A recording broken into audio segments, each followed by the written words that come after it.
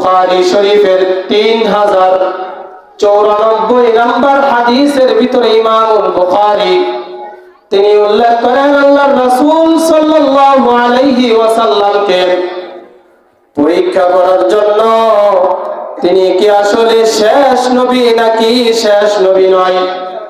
এই জন্য আব্দুল্লাহ ইবনে সালাম রাদিয়াল্লাহু তাআলা আনহু শেষ ইহুদীদের একজন আলেম। তিনি কি করলেন, আল্লাহর রাসূল সাল্লাল্লাহু আলাইহি ওয়াসাল্লামকে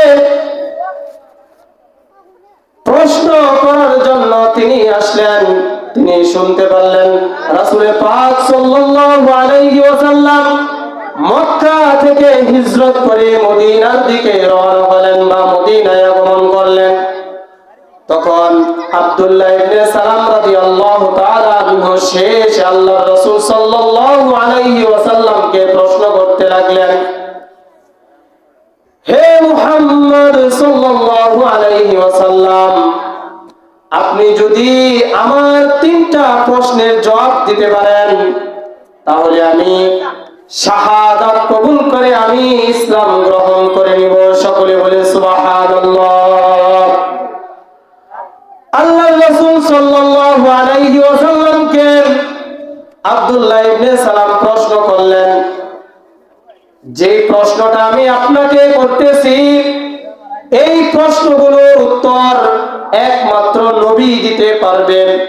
নবী ব্যতীত পৃথিবীর কোনো মানুষ বা কোনো জ্ঞানী, কোনো বিজ্ঞানীর দ্বারা এই প্রশ্নের উত্তর দেওয়া কখনোই সম্ভব হবে না।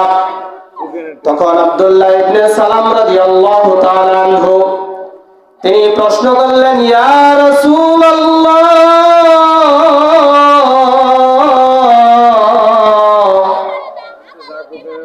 আমার প্রশ্ন হলো আল্লাহ তাআলা কিয়ামত সর্বপ্রথম কোন আলামত প্রকাশ করিবেন?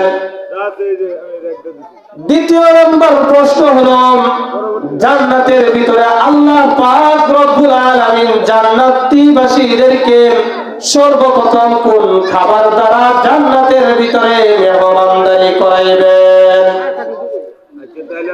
3 নম্বর প্রশ্ন করেন, কোন সময় সন্তান বাবার মতো আকৃতি ধারণ করে, আবার কোন সময় সন্তান মায়ের আকৃতি, মায়ের মতো চেহারাতে হয়?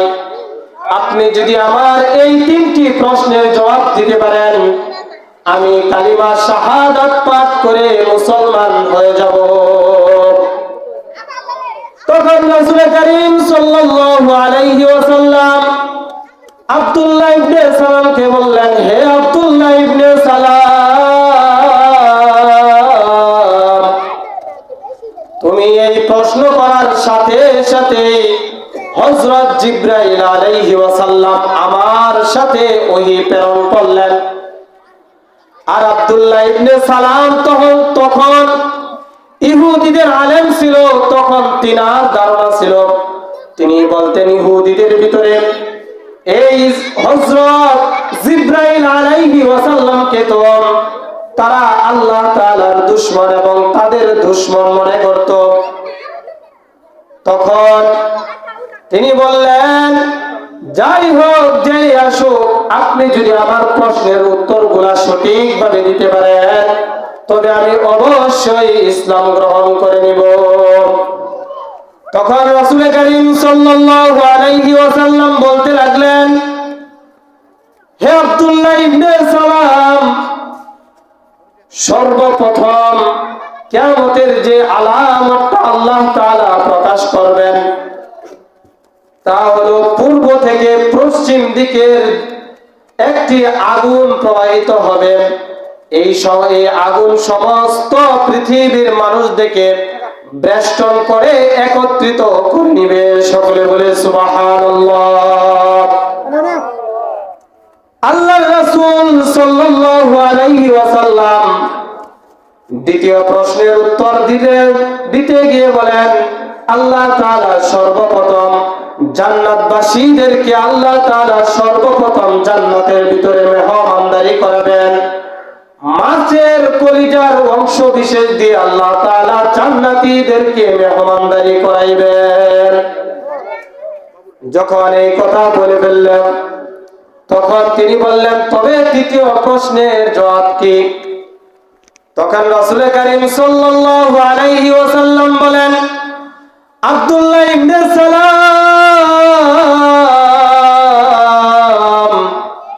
তুমি শুনে নাও, শুনে নাও, শুনে নাও। তৃতীয় জবাব হলো, যখন নাকি পুরুষের নুতফা অর্থাৎ শুক্রাণু যখন বাচ্চা থলির ভিতরে আগে প্রবেশ করে, তখন ওই বাচ্চা সন্তান বাবার আকৃতি সর্বপ্রথম পায়। আর যখন মায়ের শুক্রাণু অর্থাৎ নুতফা যখন সর্বপ্রথম বাচ্চা থলির ভিতরে প্রবেশ করে, তখন মায়ের আকৃতি সে পেয়ে যায়।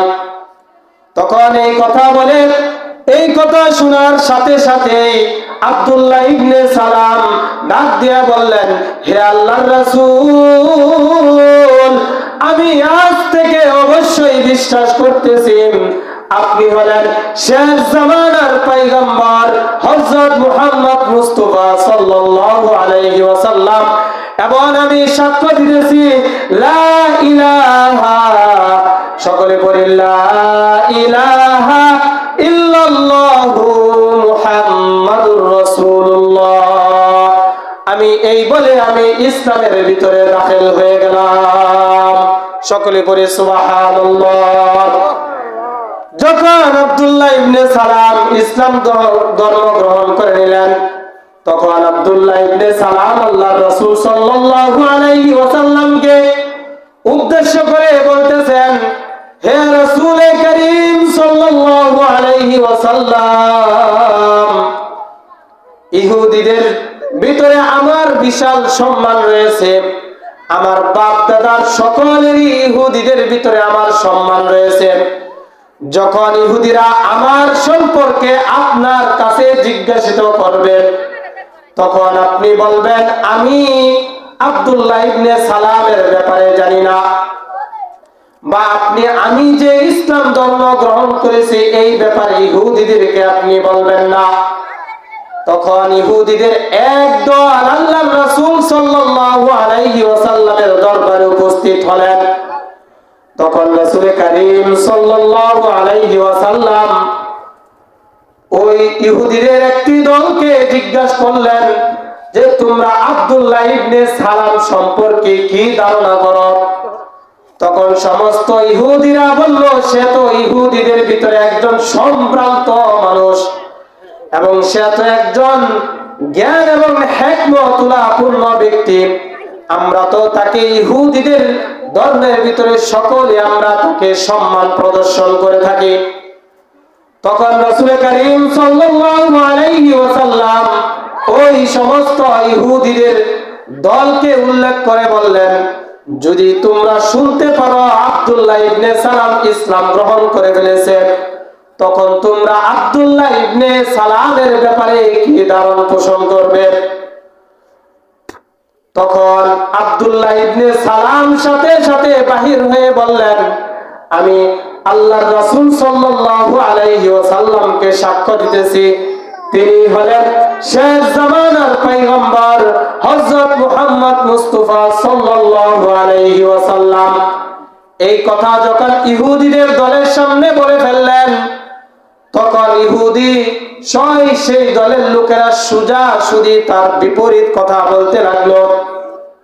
আব্দুল্লাহ ইবনে সালাম সম্পর্কে তারা বলতে লাগলো, হে মুহাম্মদ সাল্লাল্লাহু আলাইহি ওয়াসাল্লাম, আপনি শুনে রাখেন, আব্দুল্লাহ ইবনে সালাম হলো আমাদের ইহুদি সম্ভ্রান্তের ভিতরে সবথেকে নিকৃষ্ট ব্যক্তি, এবং তাকে আমরা কখনোই জ্ঞানী ব্যক্তি এবং হিকমতুল্লাহপূর্ণ ব্যক্তি হিসাবে গ্রহণ করি না।